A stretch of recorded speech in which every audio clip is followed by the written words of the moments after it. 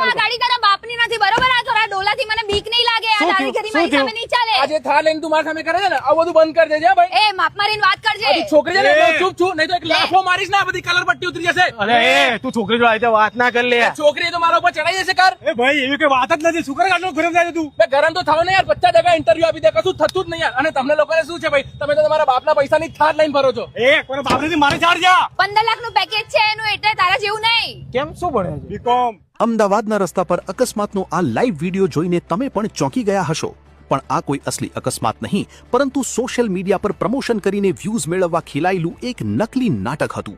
જાહેર રસ્તો બ્લોક કરી ટ્રાફિકને અડચણરૂપ બનીને એડના નામે શૂટિંગ કરવું એક આઈટી એજ્યુકેશનલ કંપની અને સોશિયલ મીડિયા ઇન્ફ્લુએન્સર પાર્થ પરમારને ભારે પડી ગયું છે કેમ સાંભળો આ પોલીસ અધિકારીને ગઈકાલે તારીખ 19/4/2026ના રોજ પોલીસને સોશિયલ મીડિયાના માધ્યમથી એક વિડીયો મળેલો હતો જે વિડીયોમાં કેટલાક લોકો એક એડ શૂટિંગ માટે એક એક્સિડન્ટનો બનાવ ઊભો કરી અને રોડ બ્લોક કરેલા જણાઈ આવે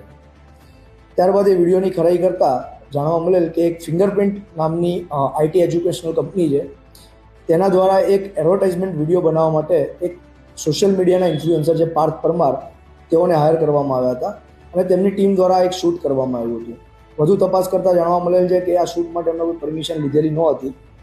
તેથી પોલીસે જાહેર વાહન વ્યવહારને અડચણરૂપ કૃત્ય કરવાના કારણે બીએનએસ કલમ 285 બીએનએસ કલમ 54 MV એક્ટ કલમ 122 અને MV એક્ટ કલમ 177 મુજબનો ગુનો રજીસ્ટર કરી આગળની કાર્યવાહી કરેલ છે વધુમાં આવી શૂટિંગ્સ વગેરે જે મોટા પાયે કરવું હોય કે આવી રીતે કોઈ ટ્રાફિકને અડચણરૂપ બનવું હોય તો એની એક પ્રોસિજર હોય છે એ ફોલો કરીને પરમિશન માગી શકાય છે પ્રોપર